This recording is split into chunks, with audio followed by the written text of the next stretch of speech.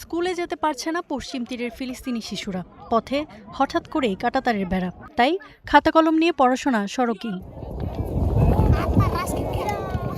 Israeli বর্বরতার এটিই সবচেয়ে ছোট উদাহরণ। ৬ মাস আগে যুদ্ধবিরতি কার্যকর, অথচ মঙ্গলবারও প্রাণ দিতে হয়েছে এক নারীকে। অ্যামনেস্টি ইন্টারন্যাশনালের বার্ষিক রিপোর্টে মানবাধিকার লঙ্ঘনের শীর্ষে ইসরায়েল, তার সঙ্গে আছে পরম মিত্র যুক্তরাষ্ট্র। তারা বলছে ইসরায়েল, যুক্তরাষ্ট্র ও রাশিয়া সারা বিশ্বে মানবাধিকার লঙ্ঘনে নেতৃত্ব দিচ্ছে। ইসরায়েলের প্রধানমন্ত্রী বেনিয়ামিন নেতানিয়াহু, যুক্তরাষ্ট্রের প্রেসিডেন্ট ডোনাল্ড ট্রাম্প ও রাশিয়ার প্রেসিডেন্ট ভ্লাদিমির পুতিনকে হিংস্র শিকারী বলা হয়েছে ওই প্রতিবেদনে।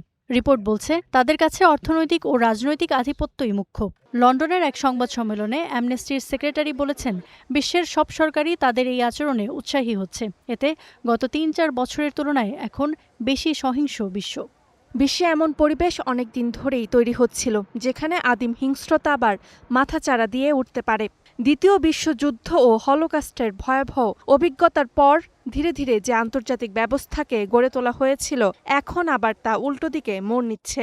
তাদের মতে আন্তর্জাতিক আইন উপেক্ষার প্রবণতায় বিশ্বে স্বৈরাচারী শাসন তীব্র হয়েছে। উদাহরণ হিসেবে তুলে ধরা হয়েছে গাজায় ইসরায়েলি গণহত্যা, ইউক্রেনের রুশ আগ্রাসন এবং ইরানে যুক্তরাষ্ট্র ইসরায়েলের যৌথ হামলাকে। ইফাতিরা, স্টার নিউজ।